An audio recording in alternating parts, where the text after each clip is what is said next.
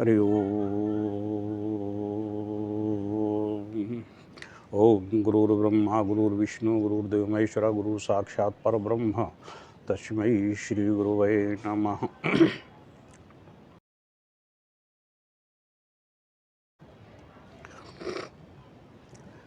आज मैं एक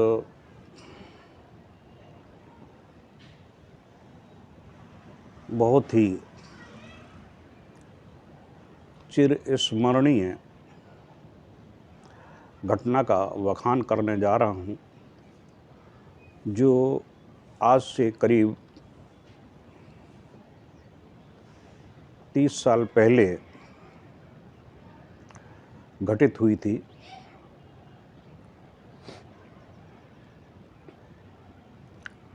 अश्वत्थामा से मुलाकात। जैसा कि आप सभी को इस बात का ज्ञान है कि भगवान श्री कृष्ण के श्राप से ग्रसित अश्वत्थामा इस पृथ्वी लोक पर जब तक यह पृथ्वी रहेगी तब तक उसको बहुत ही कष्टदायी स्थिति से निरंतर उस कष्ट का एहसास करते हुए जीवन यापन करना होगा। अश्वत्थामा अमर है और इस पृथ्वी लोक पर वह भ्रमण कर रहे हैं। उनके मस्तक से जब मणि निकाल ली थी श्री कृष्ण, तो उस मणि से घाव उत्पन्न हो गया था, जिससे रक्त का स्राव होता है, पीप निकलती है, वह निरंतर निकल रही है।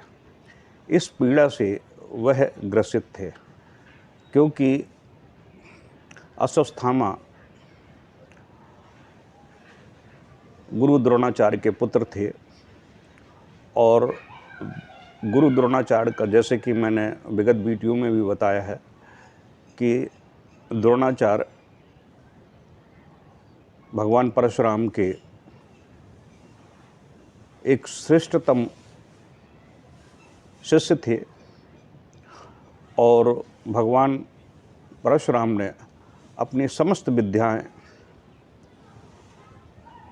द्रोणाचार्य पर निछावर कर दी थी। और यह तो काल की एक घटना थी, वरना इस पृथ्वी लोक में ना कर्ण थे, ना भीष्म पितामह थे। उस समय सर्वश्रेष्ठ धनुर्धरों में या सर्वश्रेष्ठ विद्याओं में पारंगत द्रोणाचार्य थे।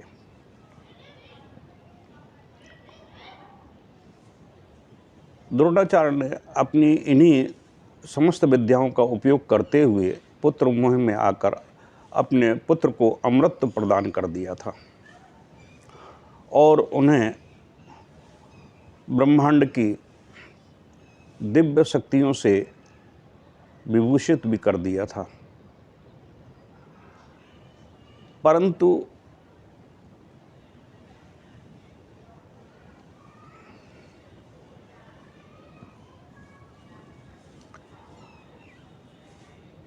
उस काल के थपेड़े में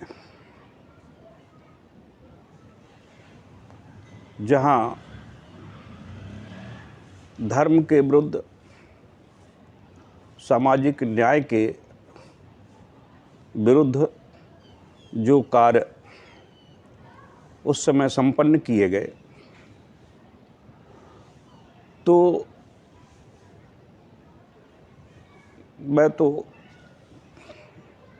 मेरी दृष्टि और मेरी सोच बिल्कुल अलग है कि उस समय जब द्रौपदी का चीरहरण हुआ, उस समय सभी ये महारथी बैठे हुए थे। भीष्म पितामह भी थे, द्रोणाचार्य भी थे, कृपाचार्य भी थे और कर्ण भी थे और भी बहुत से योद्धा उस समय उपस्थित थे। लेकिन उस परिस्थिति में सभी के मुंह सिले हुए थे, आंखें देख रही थीं और देखे हुए कृत्य को मुख बखान नहीं कर पा रहा था, उसका विरोध नहीं कर पा रहा था। नतीजन ये हुआ कि उस चीरहरण के जो प्रत्यक्षदर्शी थे सभी दोषी पाए गए। नतीजन ये हुआ कि प्रकृति के निर्णय के अनुसार सभी को मृत्युदंड प्राप्त हुआ। अश्वत्थामा को भी अमरता प्राप्त थी। तो द्रोणाचार्य ने ये कहा था कि अगर मेरा पुत्र अश्वत्थामा मर जाएगा तभी मेरी मृत्यु होगी।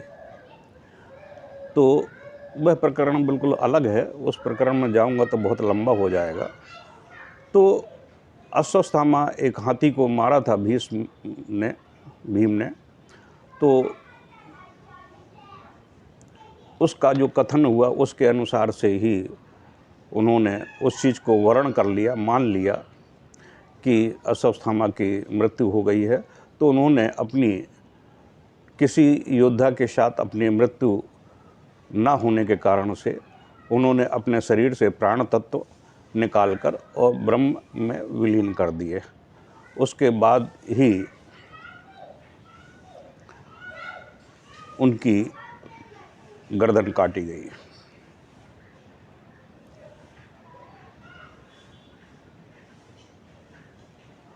तो वह प्रकरण बिल्कुल अलग है। अगर मैं महाभारत का प्रकरण ले जाऊंगा तो उसमें ज़्यादा लंबा हो जाएगा। तो अश्वत्थामा वर्तमान समय में और प्राचीन जब से 5000 वर्ष हो चुके हैं, 5200 वर्ष, तब से अश्वत्थामा निरंतर इस पृथ्वी लोक में सभी जगह जहाँ जहाँ दिव्य धाम हैं शिव जी के, उन दिव्य धामों में शिव जी की आराधना करता है।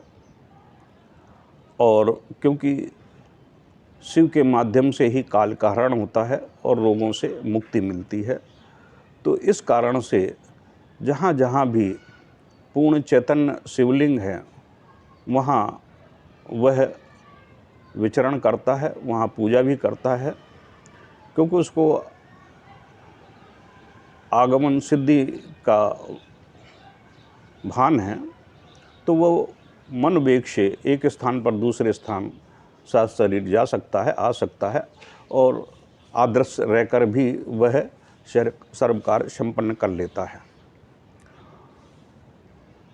जब बहुत समय पहले जब दतिया के महाराज जीवित थे तो एक बार दतिया वाले बाबा ने अपने प्रकरण में कहा था, हम लोग बैठे हुए थे उनके श्री चरणों में, तो कि इस खंडेश्वर शिवलिंग पर नित्य पूजा करने के लिए अश्वत्थामा आता है। तो महाराज जी से भी, दतिया वाले महाराज से भी मुलाकात अश्वत्थामा की हुई थी। तो दतिया वाले महाराज ने हाथ खड़े कर दिए थे कि आप साप ग्रसित हैं, साप ग्रसित के लिए हमारे पास में कोई ऐसी व्यवस्था नहीं है कि मैं आपको रोग से मुक्ति दिला सकूं। क्योंकि बगलामुखी साधक जो होता है वह उच्चाटन प्रक्रिया में विशेष महारत हासिल होती है। शरीर में अगर कोई रोग है तो उसे बगलामुखी की पूर्ण शक्ति से उससे उच्चाटित करके उसे रोग मुक्त किया जा सकता है। तो इस प्रकरण को लेकर अश्वत्थामा महाराज जी के पास में गया था कि महाराज जी आपकी कृपा हो जाए तो मुझे थोड़ा सा इसमें राहत मिल जाए कष्ट में। वैसे तो मैं कृष्ण के श्राप के अनुसार से पूरा भोगूंगा ही, लेकिन कुछ राहत मिल जाए तो अच्छा ही है। लेकिन उन्होंने दो टूक मना कर दिया था। और भारतवर्ष में मेरे संज्ञान में कई ऐसे दिव्य शक्तिवान पुरुष आए हैं जिनसे उनका साक्षात्कार हुआ है। आज से, जैसा मैंने बताया कि अब सन तो मुझे याद नहीं आ रहा है, 30-35 साल के आसपास की बात हो चुकी है। कानपुर से दिल्ली के रास्ते पर एक आता है शिवराजपुर।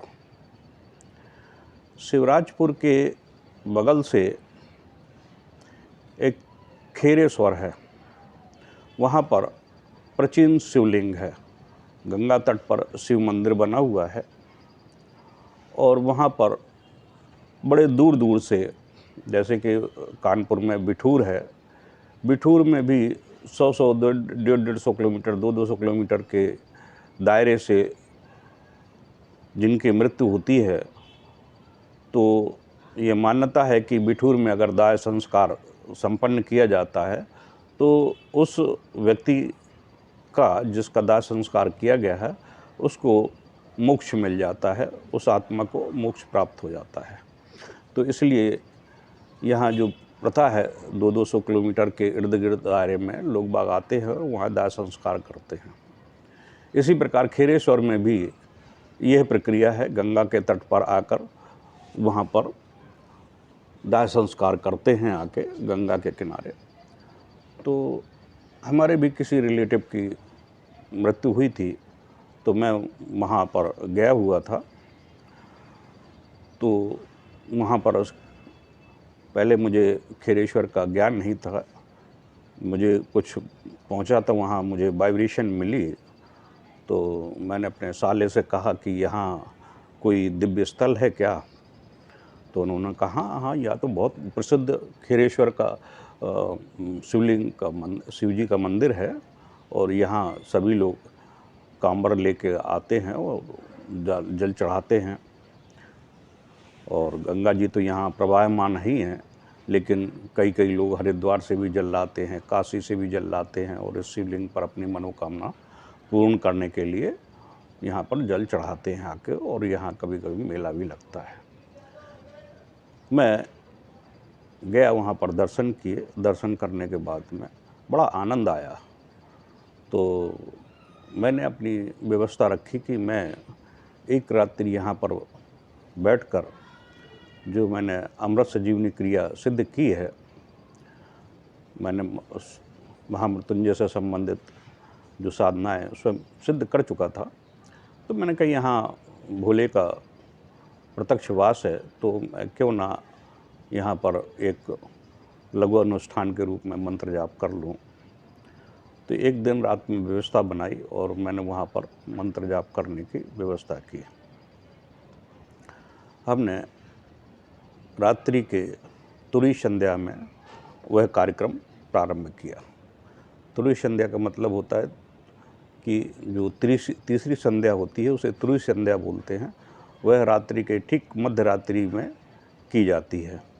जो उच्च कोटि के साधक होते हैं वह तुरी संध्या का अवश्य उपयोग करते हैं। रात्रि के 11:15 से लेके 2 बजे का जो टाइम होता है वो तुरी संध्या का टाइम होता है। तो उस समय जो साधना संपन्न करते हैं, अघोरी वगैरह देखा होगा आपने, शमशान में जितने भी अघोरी होते हैं, शमशान के जितने भी साधक होते हैं, सब इसी तुरी संध्या का उपयोग करते हैं। तुरी संध्या में अप्राशक्तियों का विशेष प्रभुत्व इस वातावरण में हो जाता है। जैसे कि मैंने पिछले वीडियो में बताया कि मैंने परा अपरा विज्ञान पर 20 साल 25 साल अनुसंधान किया है और उस समय फरीदाबाद में रहता था। तो दिल्ली सफदरजंग एन्क्लेव के शमशान घाट में मैंने 11 साल शमशान साधनाएँ की हैं। तो उस समय शमशान साधना में यह तुरी संध्या का ही उपयोग किया जाता है। तो उस समय अगर शमशान जागृत करते हैं तो पूर्ण शमशान जागृत हो जाता है और जो साधनाएँ होती हैं वो बहुत जल्दी सिद्ध हो जाती हैं। तो मैं उस तुरी संध्या में वहाँ पर साधना करने बैठा तो लगभग 3:30 के आसपास का टाइम होगा। हम अपने ध्यान मग्न में बैठे हुए शिव जी की आराधना कर रहे थे और बहुत ही तल्लीनता के साथ में, क्योंकि शिवलिंग तो अपने आप में दिव्य होते हैं तो साधक को आनंद वैसे ही आता है। तो हम अपन साधना कर रहे थे, इतने में एक हल्का सी एक चहल सी महसूस होती है, ऐसा लगता है कोई आ रहा है। तो हम थोड़ा सा घबराए कि जंगल का थोड़ा सा एरिया है, ऐसा ना हो कि कोई जंगली जानवर यहाँ आ जाए और शिवलिंग के आ जाए और उस शरीर में कुछ नुकसान पहुँचा दे। वैसे तो जो जंगली जानवर होते हैं वो साधक को नुकसान नहीं पहुँचाते हैं, क्योंकि जंगली जानवरों में यह आंतरिक भान होता है कि जब हमारी नेत्रों में करुणा होती है, दया होती है, क्षमा होती है, तो कोई भी हिंसक पशु होता है सबसे पहले उस मनुष्य के आँख में देखता है, सामने वाले के आँख में देखता है। अगर उसके आँख में हिंसक कोई प्रक्रिया है तब उस पर अटैक करता है, अगर हिंसक प्रक्रिया नहीं है तो उस पर कोई अटैक नहीं करता है, चाहे सांप हो, चाहे बिच्छी हो, चाहे अन्य कोई जानवर हों, मांसाहारी जानवर हों, वो अटैक नहीं करते हैं। इसलिए आपने देखा होगा कि जंगलों में शेर, चीते वगैरह अन्य जो जंगली पशु होते हैं, ऋषि मुनियों, तपस्वियों को नुकसान नहीं पहुंचाते हैं। तो थोड़ी ही देर गुजरी होगी, देखता हूं कि एक विशालकाय व्यक्ति है, वह अंदर आया।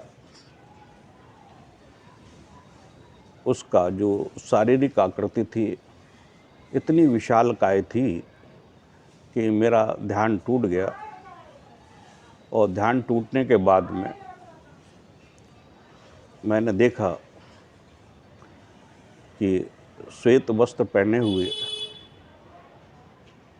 एक विशालकाय व्यक्तित्व है और उसके जब मत्थे पर मेरी सर के ऊपर नज़र गई तो मैं समझ गया कि ये अस्वस्थामा है।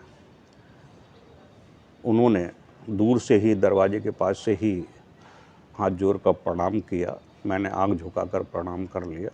मैं अपनी साधना में मस्त रहा और मुझे जल्दी से मैंने अपनी साधना को पूर्ण कर दिया। तो उनकी जो भाषा थी और उनके मुंह के जो शब्द थे इतने भारी थे जैसे कि आपने खली का जो शब्द सुने हों, जो हमारे खली हैं, WWH में उन्होंने भाग लिया था, तो उनकी जो भाषा है मुंह से बोलने की, क्योंकि 7 फुट के हैं लंबे, तो लंबाई में के बाद में उनके जो थ्रोट है वो अलग प्रकार की होती है। तो वही थ्रोट उसमें थी, बहुत भारीपन था।